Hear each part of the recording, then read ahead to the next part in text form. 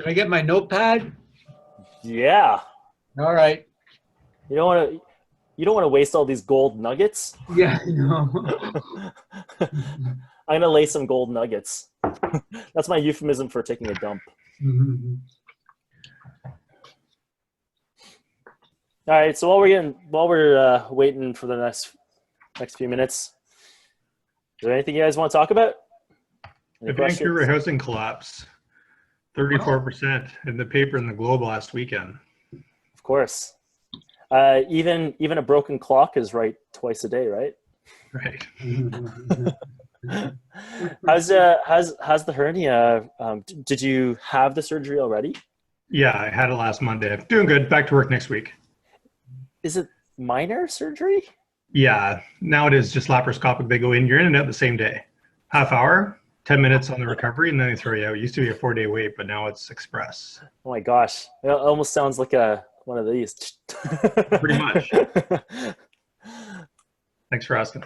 No, I'm glad. Like, man, back to work next week. It's crazy. I know. These years ago, you stayed off for about a month, right? But it's less invasive now, so you can get back pretty quicker.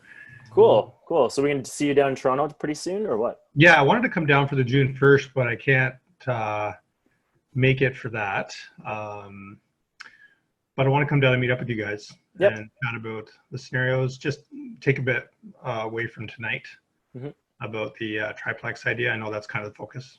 Yeah, we'll talk about that. Basically, like, I don't know how many people are actually going to join. People like to RSVP and not show up, but the idea is, I know, we had Joy, join the meeting. Hi, Joy. Hey, Ming. Hi, Matthew. Oh, Ming, you sound very, very feminine.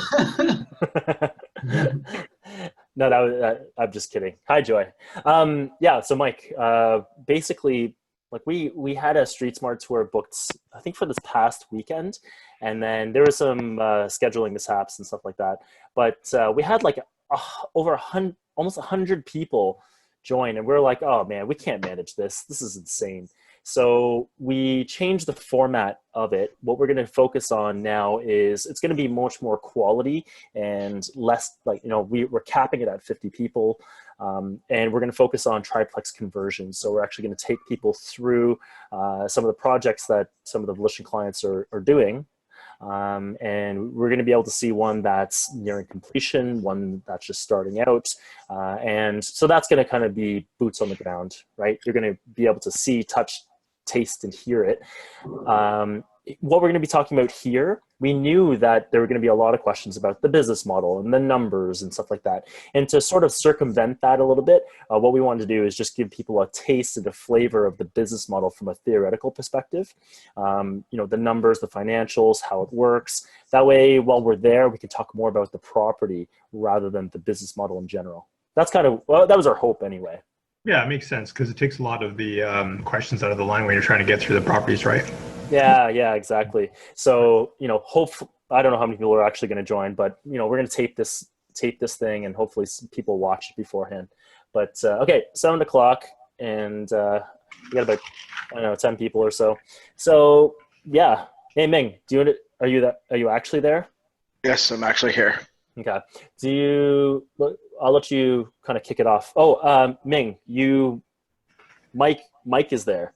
So Kelly is Mike. Ellie's my wife. She runs the whole thing. I just stick my head in for a while. Are you on video, Ming? Can you actually see Mike? Hey, Ming. I can see. You can't see me.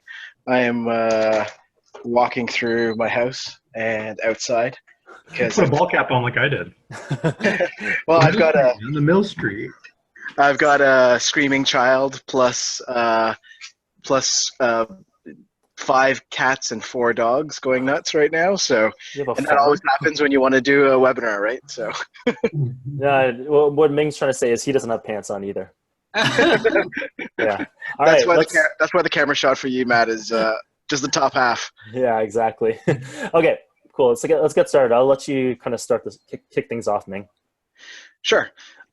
So I think what we wanted to talk about is like why triplexes first, and to zero in on why triplex, we kind of want to talk about kind of the other things that are out there for people. So, if you're coming in to invest in Toronto, you've got a bunch of options.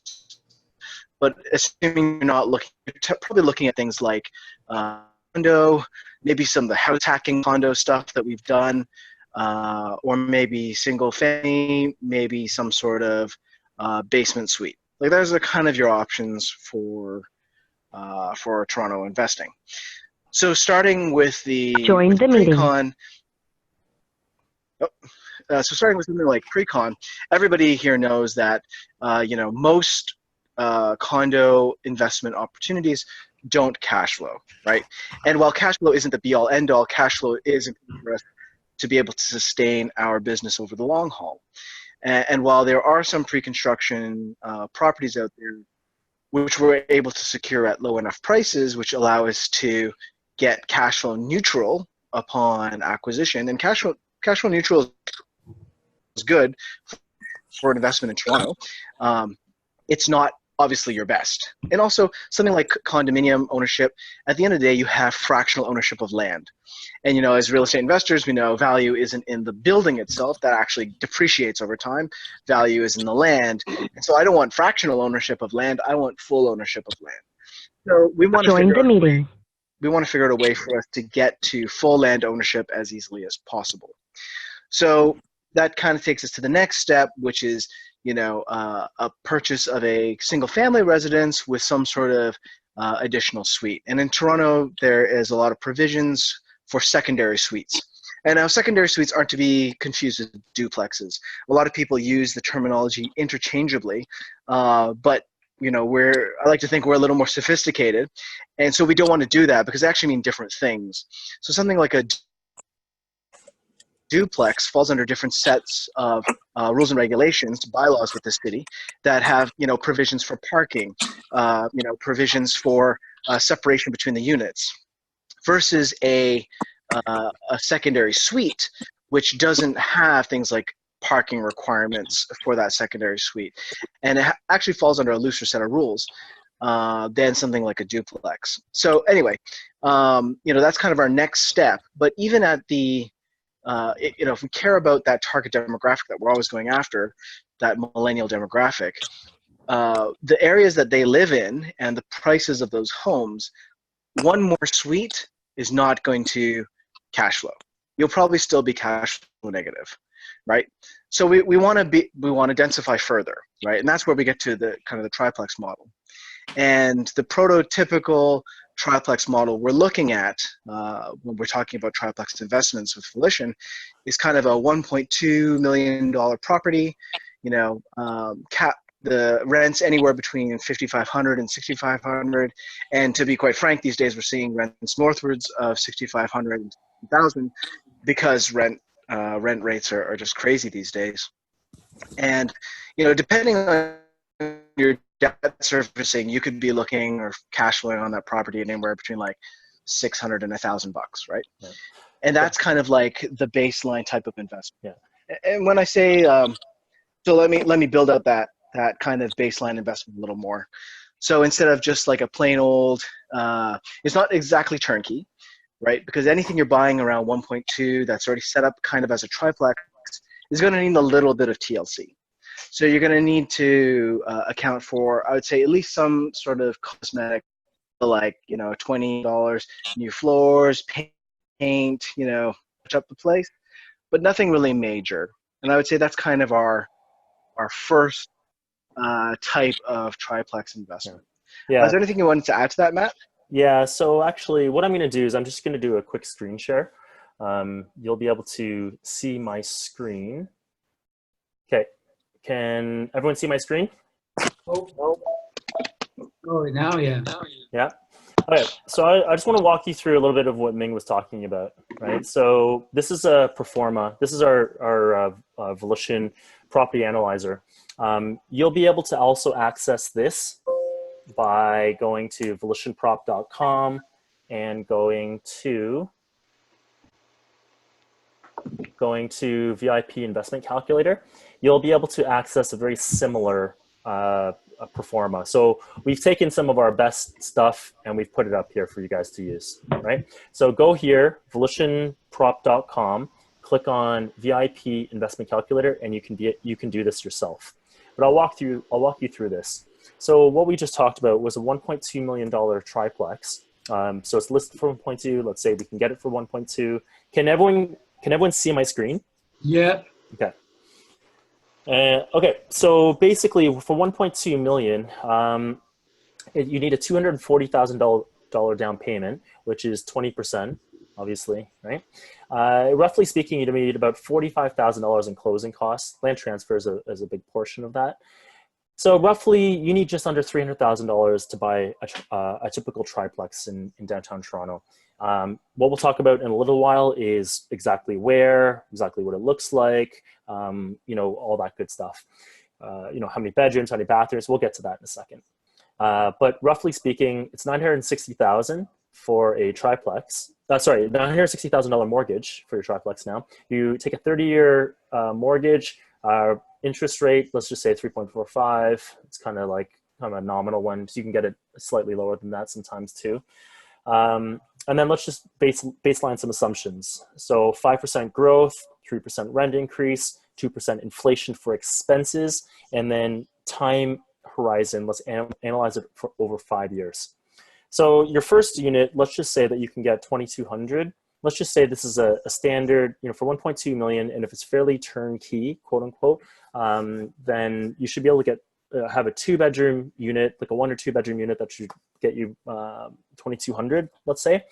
2,200, let's say also for a main floor unit, and let's say you'll be able to get roughly 1,300 for a basement unit. So you're just under 6,000. Could you get 6,000 in certain instances? Yeah, you can get 6,000 as well. We're just going to baseline this and not go too crazy. So let's say that your property taxes are $375. Insurance is about $175. Let's say hydro, gas, and water. So these are our hard expenses, and if you add this up, this is about $1,000 of expenses. This is very typical for a triplex. It could be 900, 950, but it could be a little bit more. But this is kind of the range that we talk about. So with some baseline assumptions, we're just under about $400 or $500 of cash flow. Like Ming said, we change these assumptions. If we find a place that's quite nice, you get slightly higher rents. You could be cash flowing somewhere in the $500 to $1,000 range. That's with a little bit of perhaps some cosmetic renovations. So I'll quickly jump down here. So cash flow, let's go back and say $400 of cash flow. You have about $1,500 of mortgage paydown, which means cash flow plus mortgage paydown, you'll get about just under $2,000 of cash flow and mortgage paydown. So cash flow and mortgage paydown, this is kind of your bread and butter. This is the stuff that you can kind of depend on. What you can't necessarily depend on an ongoing basis is growth, appreciation. We know that that's part of the Join the meeting.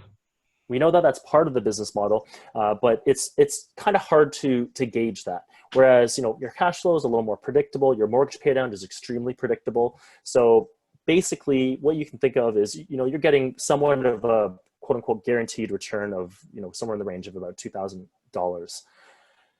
So let's look at cash flow now. So that $400 annualized over 12 months is about $5,000 of cash flow. This number divided by your initial investment of $285,000 gives you a cash on cash ROI of 1.8%, just under 2%. So that's pretty typical. Cash on cash ROI, what is that? That is your return due to cash flow. It's your annualized return due to cash flow. And what is it divided by? It's not divided by your purchase price. That's what a lot of people think. It's wrong. You want to divide it by your initial investment, right? Same thing for mortgage paydown. You annualize it, and then you figure what your return is on it. And then same thing for appreciation. So we said it's a $1.2 million triplex. Growth rate is 5%. That means the average growth let's say, in this property, and the value of the property goes up by $60,000 in the first year. Okay, so that's an appreciation on cash of about 21%. So let me ask you a question now. Why do we analyze properties in this way? Who knows? Who cares?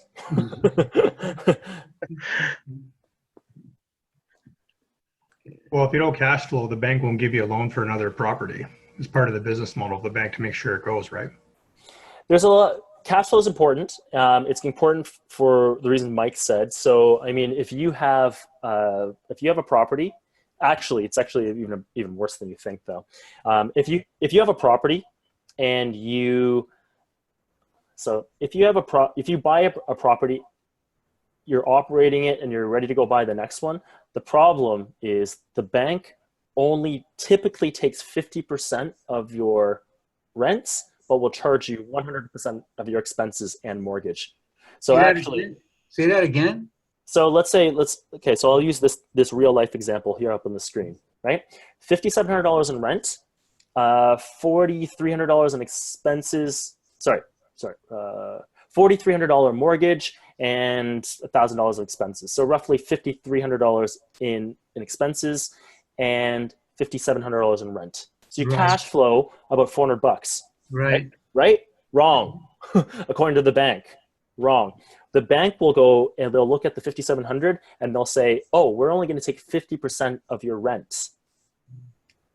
So, look, if you ever hear the term 50% add back, that's what they're referring to.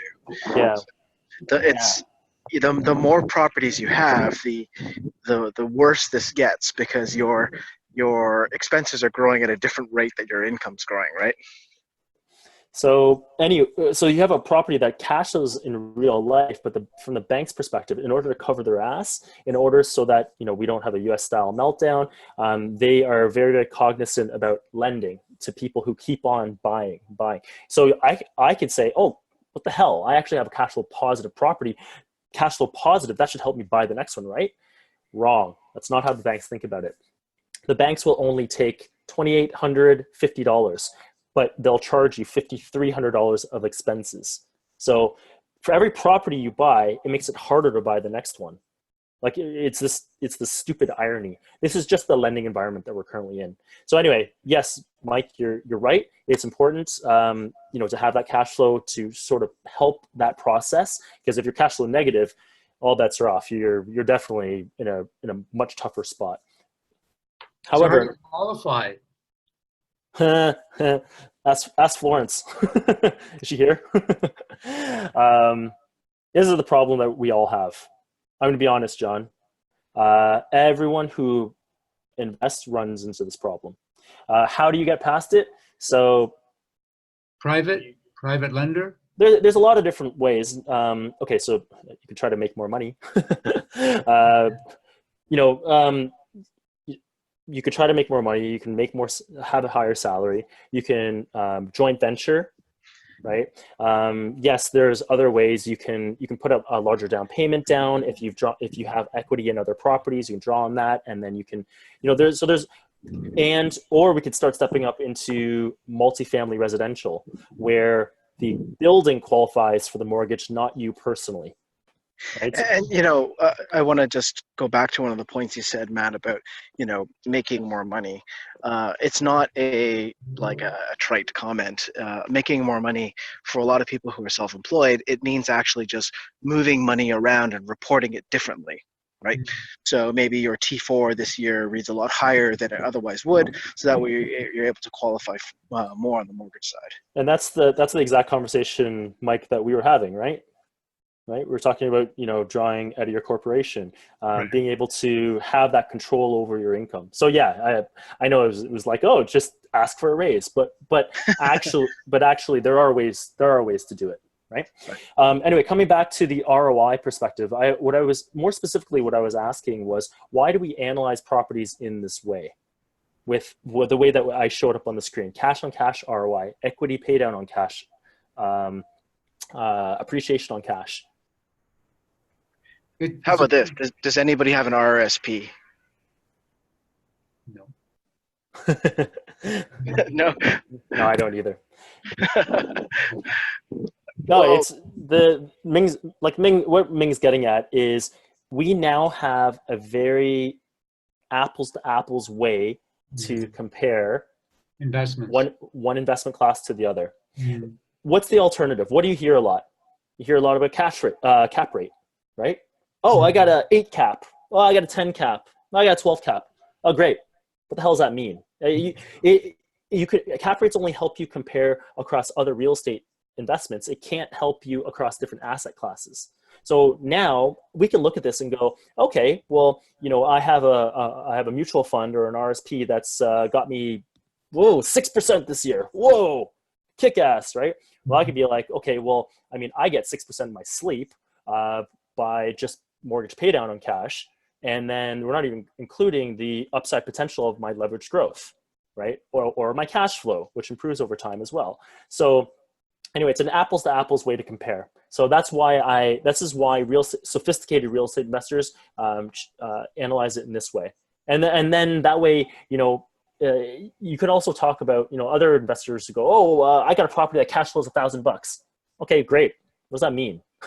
Like, it doesn't tell me anything. You have to be able to baseline your assumptions and then be able to compare it across different asset classes. So anyway, I went off track a little bit, but that's a little bit of an anecdote. Any questions before I move on? Hey, Cool. Hello? Okay, cool. Yo, what's up? Hello? So when you're looking at cash on cash, what do you guys ideally look for in terms of like a range in Toronto? In Toronto? Because, yeah. So it will depend on a number of different things. What asset class, what type of investment are you talking about?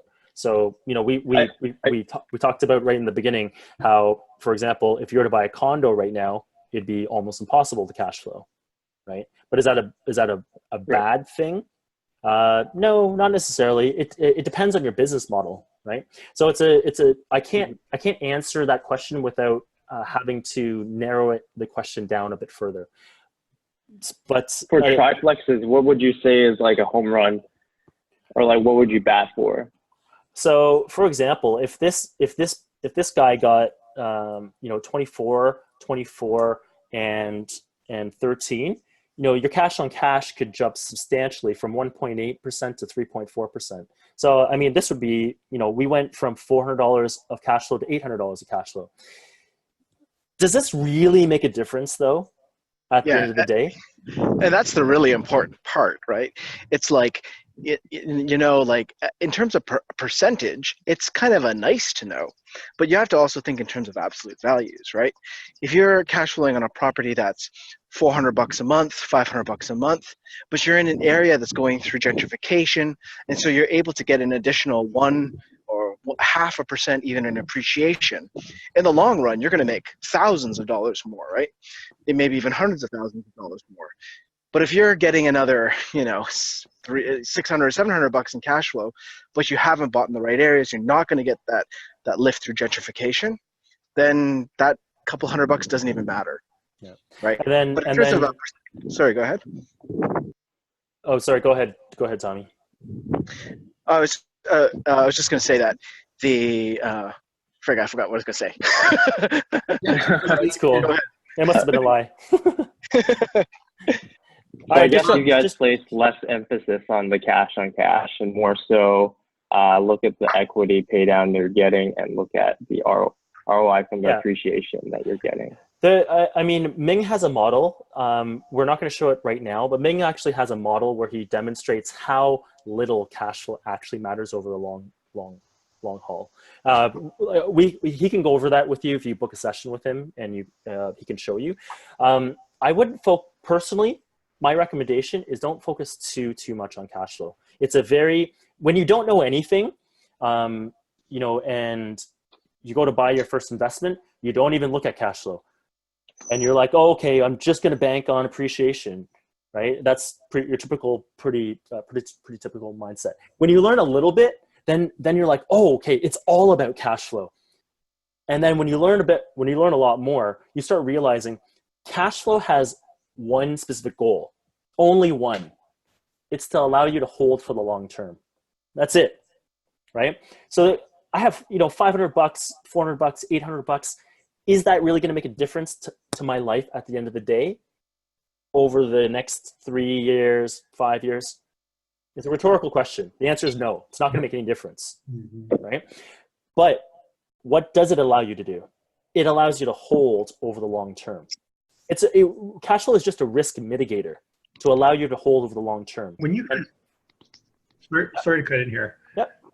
When you guys look at these three, annual cash flow, mortgage pay down, and annual appreciation, I mean, I guess the cash flow allows you, like you said, hold the property. Mortgage paid down is guaranteed because they're sleeping in it and you're collecting. Yep. When you go look for the property, like Ming was saying, the regentrified area, the needle in the haystack in that neighborhood or that area of Toronto, is that really where you're trying to get the diamond in the rough? Is that third one with the annual appreciation saying, we really want to pick the right spot so that we get the biggest boost here because we know the other two are going to be given because we need tenants and we need the pay down to happen anyway. You don't need to find, oh, sorry. Okay, go ahead. Yeah. So I was going to say, I wouldn't call it a diamond in the rough because it's not unknown. So I'll give you an example. About 2 years ago, we were heavily advocating to our clients to look at the Regent Park area. It was going through gentrification. The gentrification curve had already begun. We know it was going to continue. A whole bunch of other projects have been green-lighted, but we weren't the only ones who knew. If you know Toronto well, you know Regent Park was going through major gentrification. But that's where you want to invest. A lot of people may think that, buying in a already gentrified area because you're going to get great tenants, that may be the best place to invest. What we're advocating is, go for just outside of those nice areas, the areas that are still maybe a little rough around the edges that are going through that gentrification cycle. That's the best investment. That's where you want to put your dollars. So hey, put on everything. Sorry, go ahead. Bring the side thing going. Hello? Ming's on mute. Okay, I'm just going to talk. So this is my show. I'm just going to talk. So here's a prime example, right? So in Toronto, Annex. So Annex is one of the most expensive neighborhoods in downtown Toronto, right? Is it a great place to invest?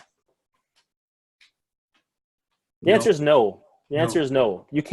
I cannot find a single property in the Annex that would cash flow, right? It makes no sense. It's a great area, yes. And, it's near transit. It's close to U of T. It's near the hospitals. It's near 2 subway lines, right? Tons of great stuff. But it makes no sense from an investment perspective. However, right next door, Christie Pitts, Seton Village, Dover, Ossington, Dovercourt, Wallace Emerson, right? Great areas. Those areas make sense, right? Those are on the doorstep of an already great area. So, that's where we want to be looking. We want to be looking at areas that are going to benefit from like the spillover effect, the halo effect. Right? You don't want to be right in the middle of a great area because you're not going to be able to find a property that's priced low enough where you can cash flow. Right? And 10 years ago, the Annex was not that great. 10 years ago, yeah. 10 years ago, next to the Annex is Yorkville, right? Like Yorkville is kind of the next big neighborhood, and the gentrification spreads, right? Like if you understand the way it works, you know that the Annex, it was just a matter of time before the Annex went up in value, especially as populations continue to increase within the city.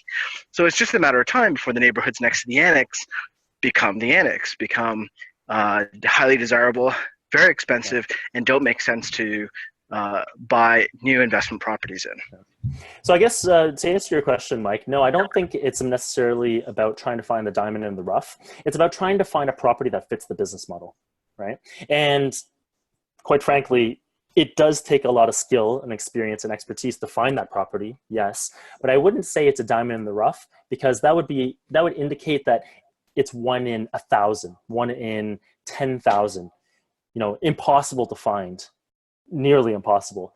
But the reality is they're plentiful enough that you can find them if you have the right lenses on, the right set of glasses, vantage point, the right perspective. And I'd say that also means that, most of what crosses our desk we reject because most of what we see as quote unquote investments aren't great investments. They don't hit all the things that we're looking for. So it is a much smaller percentage, the properties that do make sense to us. But on average, if a client says to me, okay, Ming, tomorrow I want to start a house hunt, we can get on average Matt, 3 to 6 weeks, and they've got a property. Yeah, that's pretty typical. Cool. Let's move on. Matt? Yep. What's up? Hi. Sorry, who's are this? This is Laba. Hi, Laba. Hi. Do you guys have like a map with some shading to identify these preferable areas? Because I'm new to the city and they all look the same. All the houses look the same. All the neighborhoods look the same. Yeah. So, Yes. yeah. Help. So Laba, you're asking for our secret sauce. That'd be providing too much information. we could tell you, but then we have to kill you. No, Laba, this is exactly what we do. What I would, I don't have anything that I'm going to throw up on the screen right now, but what I would say is contact Ming. Does anyone know Ming? Does anyone know how to contact Ming? I'm just going to put his email address here. I'm putting his email address on here so people don't contact me. So contact Ming and have a sit down with Ming, right? You'll have a complimentary 60-minute consultation with Ming, and he'll go over all of this. He'll be able to go over the map with you and be able to show you what makes sense and what doesn't, and more importantly, why this makes sense. Right. So one thing I'd add as well is that it's dynamic, right?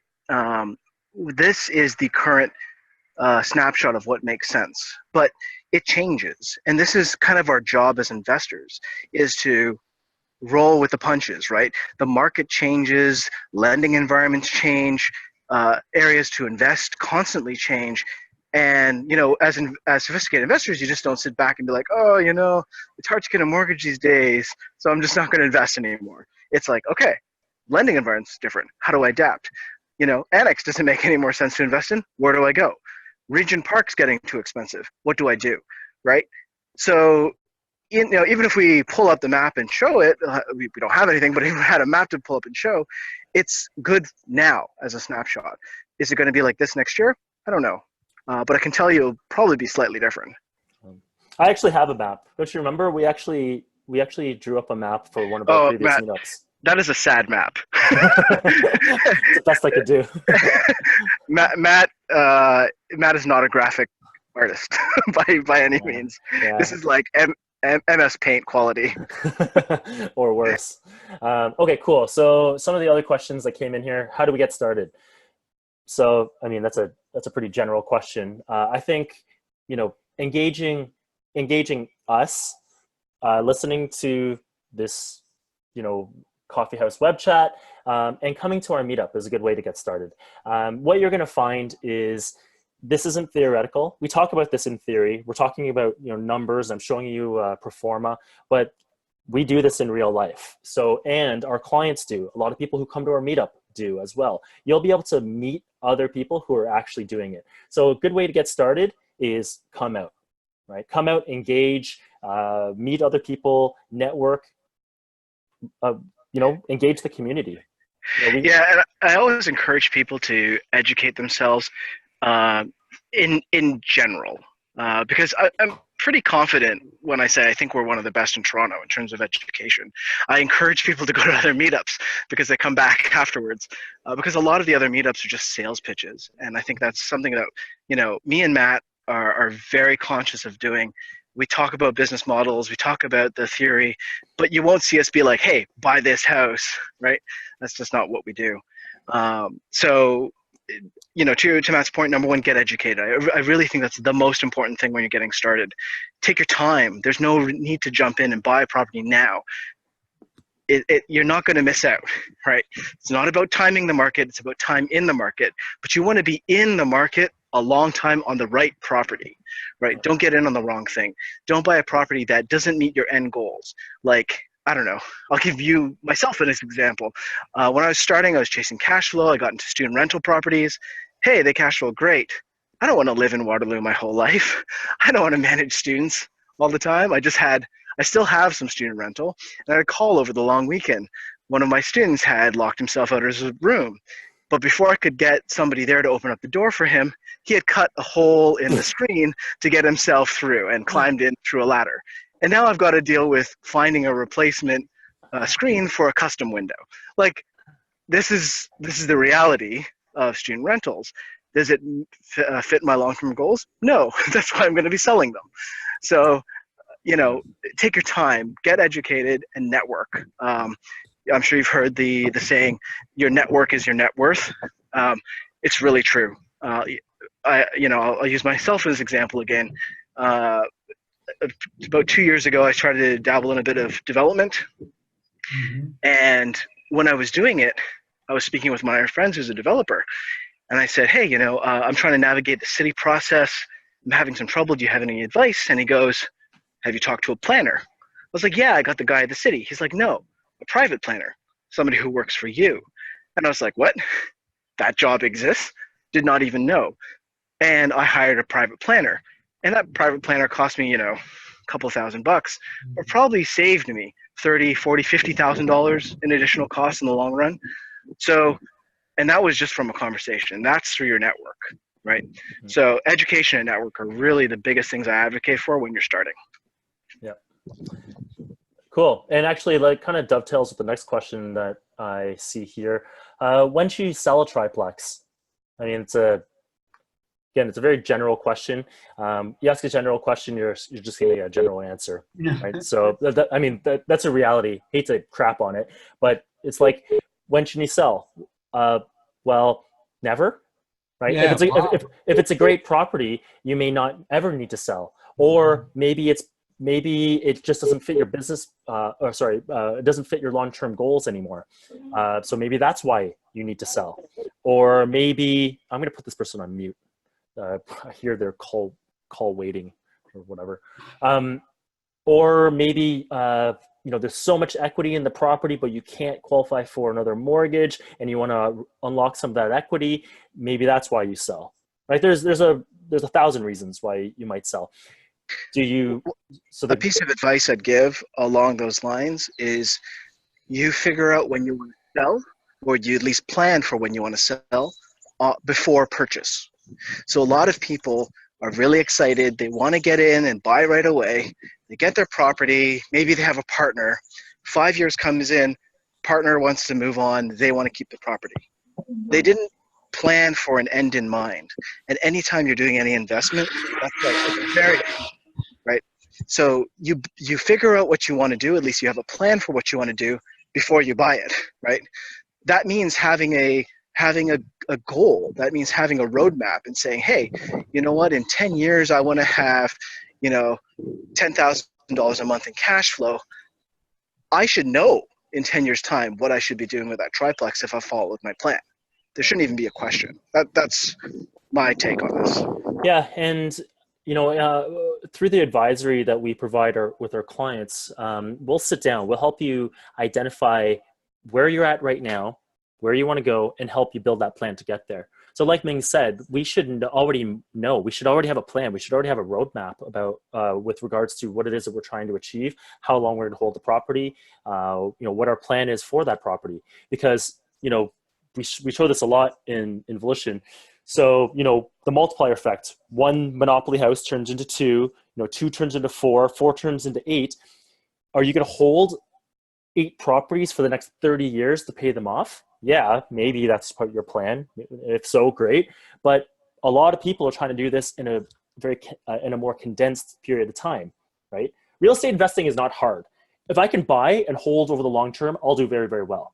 Just period, right? You buy something, hold over the long term. If you can hold over the long term and through all that pain and headache, you'll do just fine. It's not hard to make money in real estate. What's the hard part in real estate is to try to do it in a shorter period of time. So that's where we come in. We're talking about the multiplier effect, 1 to 2, 2 to 4. at a certain point in time, what we, as per the model, the advisory model that we go through with our clients, you'll go through this acquisition or growth phase. You'll decide that you've had enough, you have enough in your portfolio. Then you'll go through your hold phase. So you just hold those properties for the next however long, 5, 7, 8 years, and then at a certain point in time, you may even start divesting those properties and consolidating your debt. So you, instead of 8 properties, maybe you're left with 4, but maybe I was able to pay off all of the mortgages of those 4 properties in a much more condensed period than waiting for 8 properties for 30 years, right? So it's a general question. I don't know how to answer it. We did our best. Okay, next. Want to know timeline, capital, tricks to dealing with cities for conversion, type of permits. This is what we're going to get into next. So that's going to be part 2. There's a question from Daniel. Hey, Daniel. Cash flow is key to holding for the first 18 to 24 months when it's the highest risk of losing a property, right? Very right. I couldn't have put it better myself. In fact, the highest risk from a bank or underwriting perspective, if you look at a commercial underwriter who does lending for large multifamily or even commercial properties, how they assess risk is the first 5 years. So in the first 5 years, I can't remember what the number is exactly, but if you look at the number of defaults on mortgages, basically when people, foreclosed, couldn't pay, whatever, didn't know how to run the property, almost all of them, I can't remember the exact percentage, but almost all of them happen in like the first 0 to 3 years. Wow. Right? And then from 3 to 5 years, the number is still quite high. But after about 5 years, the number of defaults just plummets. It falls off a cliff. Why? It's because by that point in time, you've stabilized the property, you've got your rents up, you've stabilized your expenses, you've gotten to know the property, maybe you did some upgrades. It's an easier property to manage now, right? So what I'm getting at is, yes, it's the first 18 to 24 months is, I'm not gonna lie, it's the hardest time of the acquisition. After the first 18 to 24 months, I'm not going to say like absolutely smooth waters, but it is fairly smooth sailing from there on in, right? Your risk profile has gone down substantially. You've paid down a portion of the mortgage. You have arguably been able to understand the property. You've gotten to know the tenants a little bit and their habits, and you're learning to manage the property better. So yes. And that's where cash flow comes in. It's like, I can manage a property and get higher cash flow because I know how to manage properties. If you're learning, if you're just starting out, then your cash flow may not be as high. You in those first couple of years. So cash flow really is just to be able to hold that property through the riskiest period, which you correctly have identified as 18 to 24 months. Okay, cool. Any questions before we move to our more sophisticated business model? Okay, this is the fun stuff. So what we're talking about is, so what we've just talked about is kind of turnkey, quote unquote. You can see my air quotes here, right? So turnkey, meaning, if it's a turnkey triplex, there's already 3 apartments under one roof, right? Already 3 apartments, it's already running. Maybe it's not perfect. And as Ming said, maybe you put maybe 20, 30, or maybe somewhere in the range of under $50,000 of renovations, maybe cosmetic renovations in to get the thing up and running. But where people always ask now, okay, is this all you can do then? No, right? If I'm buying a turnkey for 1.2, I could also buy a shithole for 1.2, right? And is that a bad thing? It's not necessarily a bad thing. Mm-hmm. So our alternative business model is to buy a shithole, like a place that's not a triplex or not fully converted or not highest and best use, not fully renovated. We could buy that for 1.2 as well, right? Which is like a property with great opportunity, Matt. Right. Isn't that what I said? So this shithole is something we're going to turn into basically Cinderella, right? It's going to be, we're going to turn it into something amazing. And what that means is, so for example, we'll start off with our kind of 1.2 turnkey. That's pretty typically going to be, a 2-story, 1 or 2 bedroom apartments, 1 or 2 bedroom on the second floor, 1 or 2 bedroom apartment on the main floor, usually a 1 bedroom in the basement. Pretty good. It's okay. Not a bad thing to add to your portfolio, but it doesn't shine, doesn't sparkle. The alternative business model is to buy something for around the 1.2 mark as well. Large floor plates, wide frontage, right? 2.5 stories. We're trying to aim for roughly 800 plus square feet per floor. And why do we care about size?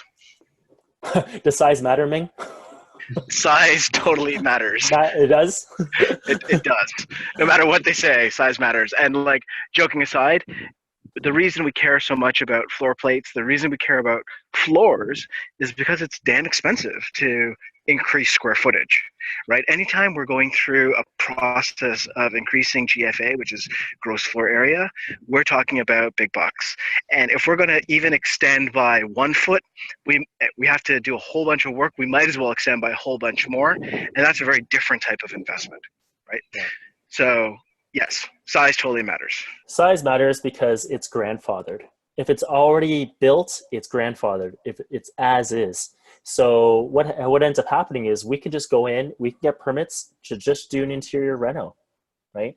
If you're doing, it is a very different business model to be able to do an extension, a top up, right? You're adding a whole crap ton of additional risk profile on top of that. Your neighbors could complain and all this other stuff.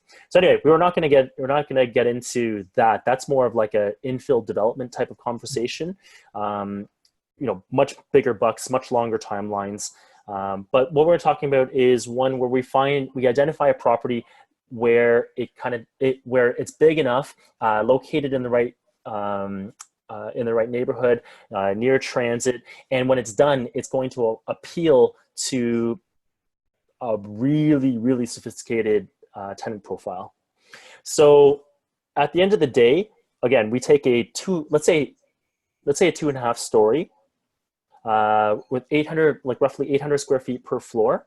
So that means you could turn your main floor into a really luxurious 2-bedroom. A second floor unit you can turn into, the second and third floor, you combine those into 1 unit, and the second floor and the third floor combined will be a 3-bedroom, 2-bath unit, and the basement will be a 2-bedroom, usually a 1-bath, but sometimes you can squeeze a 2-bath in there as well. So like this is where we've put this property to highest and best use. So I'll go through some of the numbers really quickly. So you have a $1.2 million acquisition, roughly. You're spending, it is a chunk of change. It's about $500,000 to do this renovation, right? It always depends, of course, on the property, exactly what you're doing, what the property needs. But on average, if you're doing most things, like a full gut, it's around 500. And that's, that could also include things like underpinning and, some other really, really big stuff that we're doing. So big. That's the max. That's the max? Oh, no. Oh, no. That's the minimum?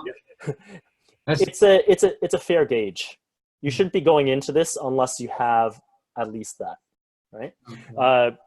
Could it be more? Yeah, it could be more. Right? It depends on what you're doing. It depends on how high you're going in terms of the quality of the finishes. It depends on a lot of things. For example, it's a great property, has a lot of potential. You want to build a rooftop deck off of that 3rd floor master ensuite, and that deck wasn't there before, right? So you're blowing through a wall. You're building out this deck, right? Then it's things like, windows. Do you need to replace all the windows? Do you have to underpin? So the price tag can always go up. How nice do you want to make this? Do you want to go like waterfall type kitchen islands and stuff like that? But anyway, we'll just kind of keep this at a baseline. It's about 500. Yeah. Okay. Yeah. And something I'd add to that is, I think where we bring in our expertise is because we've done a lot of these triplex conversions. We know for the area and for your target tenant, the level of finish that you should be renovating to. I think a lot of times people don't really know kind of what that optimal point of renovation is, right? So like, let's say we're up against some condos and, we're trying to attract the millennials that would otherwise be living in condos. What we do need some nicer finishes. We're going to be looking at quartz countertops. We're going to be looking at like nicer hardwood flooring. We're not going to put in, thick vinyl, right, or carpet in some of these places because we're not going to compete. We're not going to get that tenant profile, right? So it depends on the property and the area. But yeah, so I'll let Matt continue with the model. Yeah. So essentially, what we're going to end up with is a triplex. It's going to be a triplex just like the triplex, just like the $1.2 million triplex, the turnkey one. However, what you're going to be left with at the end of the day is something that's much, much different. Yeah. That's going to be a property that's going to be valued at around 1.9 afterward, right? So you're getting into it for about 1.2. The after repaired value is about 1.9. It could arguably be 2 or 2 plus as well, but we'll just. More. It could be, it can be. We've seen that, but again, we want to be conservative with the business model to hit the things, have a reasonable level of confidence of what we're going to be able to hit, right? So, but yes, a $500,000 reno on a $1.2 million property, we should be creating equity, and especially since we're going to be raising those rents. So let me throw out a question to you guys. A 2-bedroom, 1-bath main floor unit in a good area in downtown Toronto. How much do you think your rent's for? $2,500. $2,500. Any others? 2-bedroom, 1-bath. Yeah. 3,000. 3,000. It's in between what you guys are talking about. So we see, for example, luxury condos, 2-bedroom, 1-bath would be 3,200. In the downtown core. We can usually reasonably expect about 90% of the same rents that those condos get. But we're able to densify, put many units under one roof. So we can get about 2850 on a unit like that, right? Anywhere 2,500 plus for sure. 2,800 is pretty good. That's what we've been able to achieve. Okay, so we got a basement, 2-bedroom, 1-bath. How much do you think you can get? Pretty good ceiling height. I don't know, 2,000? Mike? I'd say 25 on that one. 25 on that one. 2,000 is what we can expect. We estimate between 2,000 and 2,200. With the demand, vacancy 0 in certain neighborhoods, demand huge, people lining up for rentals in some buildings 30 on a Saturday morning. Can you just, you got your basement, maybe put some Kohler faucets in, you're bringing a designer in. Can you throw it out there and say it's going to be 2,850 and see what takes? Or do you just say, well, a really nice guy in basements for $2,000, so it's 2? No, we have seen basements go for 25. It's not out of the question. It's just not something that we base our business model off of necessarily, because you have to also see what it takes to get that. We've seen basements where they've underpinned 8-foot ceilings, big windows. It doesn't even feel like you're in a basement. So in that case, you can reach for the stars, right? You can get 2,500. So this is going to depend on people's budgets and what the exact property, the exact location. So it's not out of the question, because you'll see at the end what our total rent is going to be for it, and then it's not unreasonable to scale that up by another 10 to 15% based on some of the things you do to the property. So the business model, the way you're looking at it is what you put into it. If you're going to go high end and you're going to do the underpinning and bring up the ceiling and make it look big, then the value is there to rent for that. Yes. But you're kind of matching your business model with what you're actually putting out as a product. You're not charging for Mercedes if you're driving a Cavalier. So what's really important is to not just do this stuff blindly and hope for the best. What we do here at Volition is we identify our tenant, we identify our customer first, and then we build our business model around them. It's a much less risky way to do it. So why would you go buy a property first when you don't even know who the hell is going to rent it, or what they want, or how much you can charge, or how much they're willing to pay without knowing who that person is going to be? So I would much rather figure out, okay, well, who's my tenant profile? Who's going to be able to spend $2,500 for a 2-bedroom basement? Where are there alternatives? Where would they rent if they didn't rent my place? What kind of education level do they have? What kind of incomes and what kind of jobs do they have? Is it going to be a couple? Is it going to be 2 friends? Is it going to be a work from home arrangement or whatever? I want to understand all of those things, right? And so, yeah, that's why I'm saying it can be, we can definitely reach and say, okay, yeah, you know, we could get 2,500, but we may not do that in all instances. We may not go full underpin. We might just, you know, break up the slab in the basement to get good enough ceiling height, because underpinning is it's a huge job. You'll easily spend 60, 70, 80K underpinning. Right. So like you have to make sure it makes sense. You have to match the what you're doing and the business model to the client base that you're aiming for. Can you achieve it? Yes. But I'm kind of just giving a generic business model where I would say, let's aim for around the 2,000 to 2,200 mark. Okay. Cool. And then, okay, so hold on, main floor, basement. Okay, here we go. Second floor, third floor. It's a 2-story unit, 3-bedroom, 2-bath. Let me walk you through this. So you're on the second floor. You have your kitchen, open concept to the living room. You have a full bath. You have bedroom, and you have bedroom. Then you walk up the stairs to the third floor. The third floor, you have a master. It's a good size master ensuite, quite luxurious. And oftentimes you'll have a walkout deck because it's a 2.5 story. It's not usually a full 3rd story. It's very unusual to find a full 3rd story. So what ends up happening is, like if I looked out my window, for example, I would, you know, towards the back of the house, I would see the roof of the 2nd floor. So that would be a prime opportunity to build a rooftop deck if one didn't already exist. So you walk out onto the rooftop deck, you're like 3 stories high, you're at the top of the treetops, and you've got a nice view of the city. Oftentimes you can see the CN Tower. So a unit like that, how much does it rent for? 3? 3? I don't know. 3? 36. 36? 30. That was Laba, right? Yes. Mike? 32. Yeah. 32? You guys are the only ones participating in this game. An auction, right? I know. Sold. Yeah. So anywhere from 3,500 to 4,000, and we reasonably expect about 38, but we see 4,000. This, I know, it's insane. Yeah. Like it's fucking bonkers, actually. Like it blows my mind. Wow. So I can't, like, you know, as investors, we reap the rewards.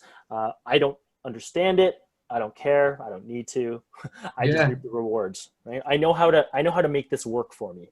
So anyway, just to add on to that, it's for a $4,000 rental unit. It's not a millennial who is 3 years out of school who is earning like $60,000. It's a bit of a different demographic. Obviously, somebody who's a lot more well-heeled that can afford that kind of stuff. Yeah, yeah. So you can imagine this place will look beautiful. I imagine any one of us would be happy to live there. It would be that nice. That's what you'd be gunning for. This is why the reno is gonna cost the amount it does, right?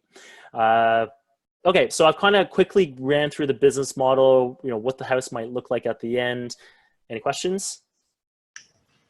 So when you guys brought up, like, the novice investor is going to go for the condo. Then you brought in the 1.2 million. All the 3 floors are done, but it's kind of like 1990s. You're going to get the millennials working for 80 grand a year at TD Bank as a marketer. Mm-hmm. Then you got these guys for the $4,000 up top, who's maybe the executive at TD Bank who left his wife last month. And he's got the money. You know these demographics pretty well. Oh yeah. So if you had the cash flow, or somebody has cash flow, they got the investor behind them, what out of the 3 would you go for? The top one, where you're going to get yield more and plus you have better value in the property if you want to sell it, or that it's going to hold the test of time? Or you want to go with the 1.2 million just because you're going to guarantee that you'll get the appreciation and it's a little more safe? There's no right answer, Mike. So everything makes sense for the right person. So for example, me and you had this conversation about how, you're going to buy your first one, right? And in buying your first one, you may want to kind of just get your feet wet. You want to kind of just test the business model, make sure that we're not full of shit, make sure that we know what we're talking about, and that we're not just, selling you snake oil. So at that point, if you want to, it's not a bad thing. You can actually just, test the waters with it's funny to say test the waters with a $1.2 million triplex, but yeah, starting point. Does everyone have the capacity to jump right in? I mean, think about it. It's $300,000 for the acquisition. It's about $50,000 to $60,000 for the hold, because it's about $5,000 a month over, let's say, a 12-month span to do the construction. So that's another $50,000 to $60,000 hold costs, and then $500 for the construction. That's a significant amount of money. So Deep not everyone pockets. has that. You need deep pockets, right? Yeah. And so the question is, I guess your question, if you have that money, what do? Again, there is no right answer. If it's part of your business model to, if you can bear the pain and the agony of a renovation, it's not for the faint of heart, right? It doesn't. Ask Matt how much he enjoys doing renovations. I hate renos. I understand them. I understand what we're trying to achieve, but I hate the process. Like, it's so painful. I've done this so many times, and I still find it painful. Right. And I fall on the opposite side. I love going through that process. I love recreating properties. I love going through the renovation process. I get there's pain, but I don't know. For me, it's a process I enjoy. So that's a big factor, right? Who cares if you're going to get a little more return if you hate your life, right? Yeah, no, so anyway, to answer your question, Mike, if it's all about the return, then it's simple. If you buy something that's already done, or if you buy something and you just run it, you're not creating any lift. The lift that we get is because, we put a $500,000 reno on it, but we raise the property value by $700,000, right? So that would be an example in which, we talk about this sometimes with our clients. For every dollar you put into renovation, you should get roughly $1.50 of value out. And this kind of follows as well. Right, $500,000 reno roughly, and you should be able to raise the property value by an additional $200,000. Yeah, these are very rough figures, right? But you've created that lift, that one-time lift right in the beginning. That amplifies your first-year ROI. It goes through the roof, right? And then it kind of settles down after that. But so in terms of just sheer value, hands down, you'll create the most value and get the highest ROI, but it's also the highest headache. It's the most capital intensive, right? It's the riskiest, because the alternative is buy a place that's already running and just start cashing those rent checks, right? So going through a major rental like this isn't for everyone. And if you follow the bouncing ball and return, you quickly come to the conclusion that, hey, forced appreciation has high return, right? Almost like a 1.5 return, and it happens immediately. Oh, so this is where the flipping business comes in, right? This is why people flip homes. The big caveat to flipping is that you are, if exiting by selling is your only strategy, you are highly reliant and highly speculative, because you're relying on that market to be perfect at the time that you're exiting, right? If your business model is predicated on being able to exit just when your construction is done, sell that property and go on to the next, if the market dips a week or two or a day or two before you go to sell, you're screwed, right? So even though the forced appreciation, yes, brings that biggest lift in the beginning, you need to have multiple options available to you. So even if you want to build these triplexes and sell them, always build them that you could hold them if you want to. Yeah, and so I mean, this business model isn't new, right? We're not reinventing the wheel. We're applying it in a very specific way. But this is called, like, the industry knows this. It's a BRRRR model: buy, reno, rent, refi, rinse, repeat. I kind of ad-libbed at the end, but okay. So anyway, let's talk about that a little bit. So the value of the property. Shit, we're over time already. All right, I'll go through this quickly. The value of the property at the end is, let's say, 1.9. If we refi, even if we got an appraisal value of 1.8, let's just say, hypothetically speaking, broad strokes, we refinance, we pull out almost all of our renovation money back out. You refinanced, follow the logic here. We refinanced, pulled out all the renovation money. Your total cost into this project is back down to roughly 300,000 and change, something like that. So you could buy a turnkey triplex for 1.2 million, and then get the $5,700, $6,000 in rent, whatever. Or in a year's time, if you were willing to endure the pain and the agony, and it's capital intensive for the first year, you bought it, that was 300,000. You spent 500,000 on the reno, and then when you refinance, you pull all that money back out. You're back down to 300,000. Your net capital invested could be very similar or the same as the $1.2 million triplex turnkey that we talked about in the first scenario. So that's what happens to your ROI. Like, shit, my rents are through the roof. My mortgage pay down is on a larger mortgage, so you get on an absolute basis. On a relative basis, you get a much higher equity pay down on cash ROI, and a much higher appreciation on ROI. And I've created that initial equity lift. So that's why it's an attractive business model. That's why from a pure numbers standpoint, it's very attractive. And if you want, I can go into those numbers into a spreadsheet, or I can answer the questions that are here. All right, I'll just answer the questions here. Okay, Laba, what's up? Yes, your business model is great, and having come from Vancouver, it works really well. One of the riskiest parts of the second business model that you discussed is the contractor. Yes. They're so horrible and hard to control, and your 500K can go sideways real quick. So absolutely. What's the strategy around that? So we know that renovations is a pain point for our clients. That's why, so Laba, you may be new to Volition and our business and what we do for clients. So I'll talk about it very, very quickly. So we have an advisory practice in our business. So that's these Coffeehouse web chats. Those are meetups. That's where Ming will sit down with you for a complimentary 60-minute consultation, and that's where we advise clients, we coach, we mentor, we counsel. Right? Our goal there is to help you understand what your goals are, define them, and to help you build a plan to get there. Then we have an investment realty practice where we have investor-focused realtors to help you go out and find the properties and execute on the business model that we outlined and co-created together in the advisory phase. Then we actually have design and renovation, a design and renovation department as well, where we will actually take care of the entire process for you. We have a licensed interior designer who can run full-scale construction projects.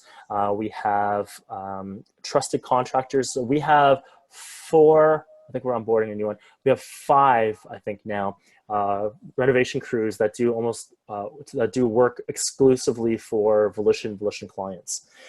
So anyway, and then the last part of our business is we have leasing property management. So we have a kind of an end-to-end full service to help you, because we understand that, great, you found a realtor who could help you find a property, and they probably suck if they're not us. But anyway, you could probably find someone to help you, coach you through the process, but they might not be familiar with your exact business model.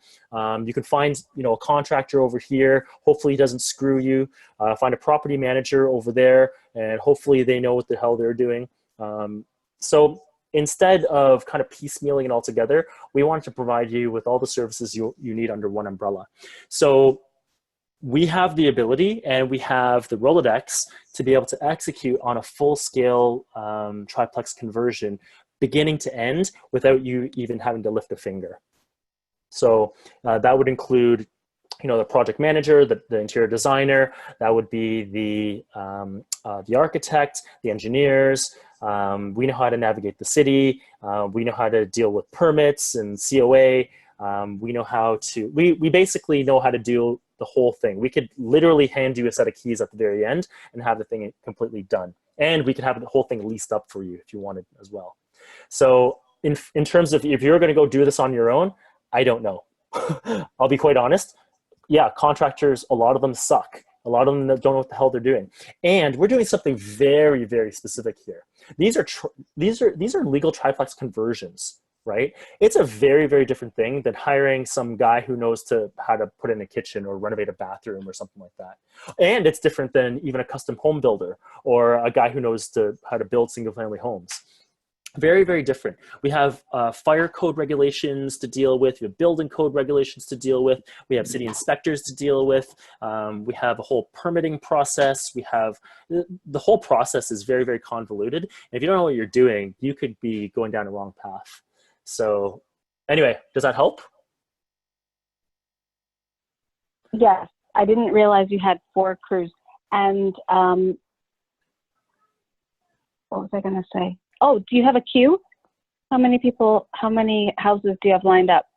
How many do we have lined up? I think we're for the 4 crews. We're doing 2 right now, and I think we're starting a new one in a couple of months.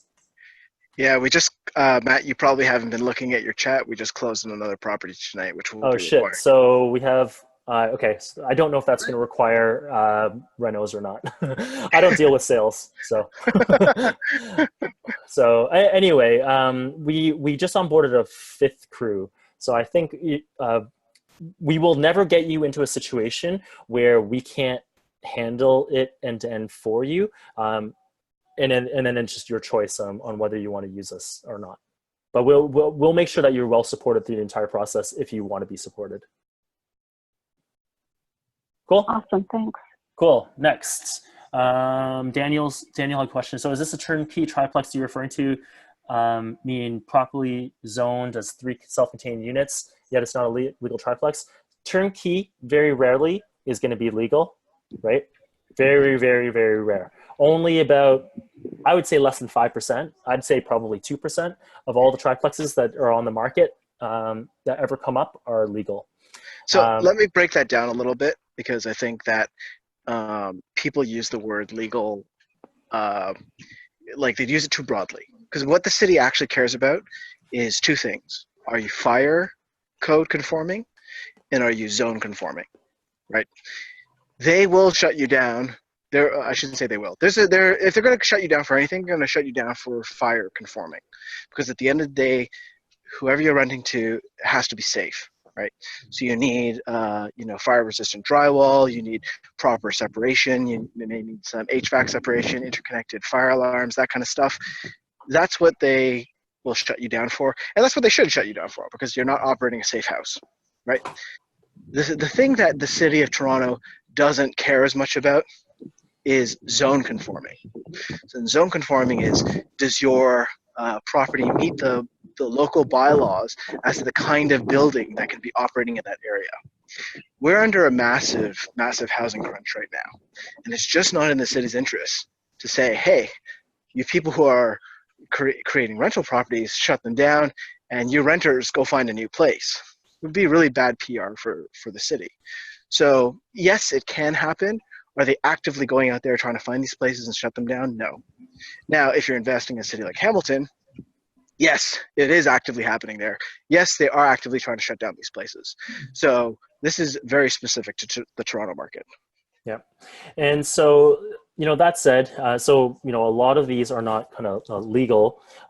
Legal, so as Ming said, it doesn't necessarily mean bad. You just need to understand what legal actually means and what the implications may be. So is there value to legal? Yeah, there's actually some value to legal as well. And that's why when we do these triplex conversions, we try to do them as legal conversions. That might mean that when you go to the bank for financing, some of the lenders will go, okay, well, show us that it's a legal triplex. And then you'll be able to show that. And then they'll allow you to use all the rents from the subject property. Things like that. Right, so there is value. So when we go through this process, we're trying to create, this big renovation process. We're trying to create legal triplexes when we can. Next one, hopefully minor. Okay, the big bucks for increasing GFA. Are you referring to development levies, city planning and development is charging for a zoning bylaw amendment? So it's a good question. If we do we have time for me to get into this? Okay, I'm going to try to do this. What? I say I can touch on it quickly.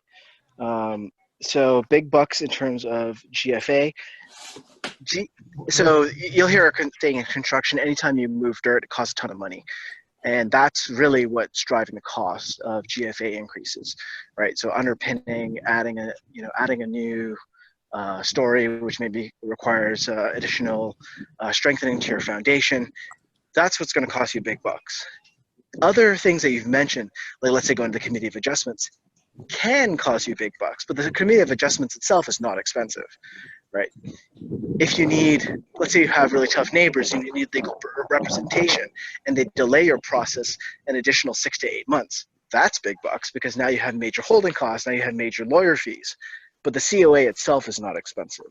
Yeah. Are architects expensive for increasing GFA? Not really. They don't charge a per square foot cost. Whether they draw in CAD a small house or they draw in CAD a larger house, the price difference is negligible, right? So I hope that kind of answers your question.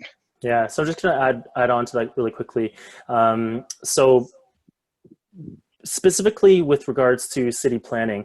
So I think if this is the Daniel that I think it is, I think we're talking about legal triplex conversion. And so that legal triplex conversion, one of the tools that we use to try to avoid, so if you have a single family home and you want to turn it directly into a triplex, Ming alluded to this very early on, kind of the secondary suite or this accessory suite idea. Toronto has a bylaw, municipal bylaw that allows any detached, semi-detached, or row house to have an accessory suite, right? So a lot of people call it secondary suite. A lot of people call it a basement suite. Technically, it's an accessory suite. The reason that it's important to understand that designation is because secondary suite means a second one. That doesn't mean anything more than that. But an accessory suite, it doesn't just mean the second one. So this is going to become important in a moment when I talk about this. So if you take a single family home, that means I can apply directly for permits to get a secondary suite or an accessory suite, right? So I have my second suite. One of the tricks we use to try to avoid jumping, the reason we avoid jumping directly to for a triplex is because we're allowed to have the second one. We're not allowed to have the third one. The third one's the problem. And if I apply directly as a triplex, I will get hit with, as you said, planning and development charges. So bad way to do it.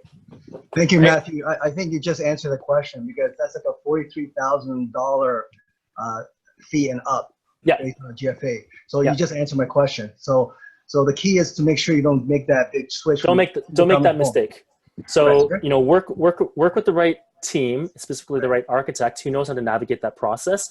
Basically what you're doing is and I think you know this already, Daniel, you take a single family, you apply, you get that secondary unit. And once you have that secondary unit, you close those permits, you reapply for another accessory unit and get that third one. Right. So this way it's a minor variance application versus that big zoning. Exactly. You don't want to touch zoning with a 10-foot pole. Right. You don't want to touch zoning. Right. And in fact, it may not necessarily even be a minor variance, depending on your property and depending on the. There are certain things as per bylaws, code, and whatever, that outline what you need for a second unit and for a third unit. Okay. I'll give you an example.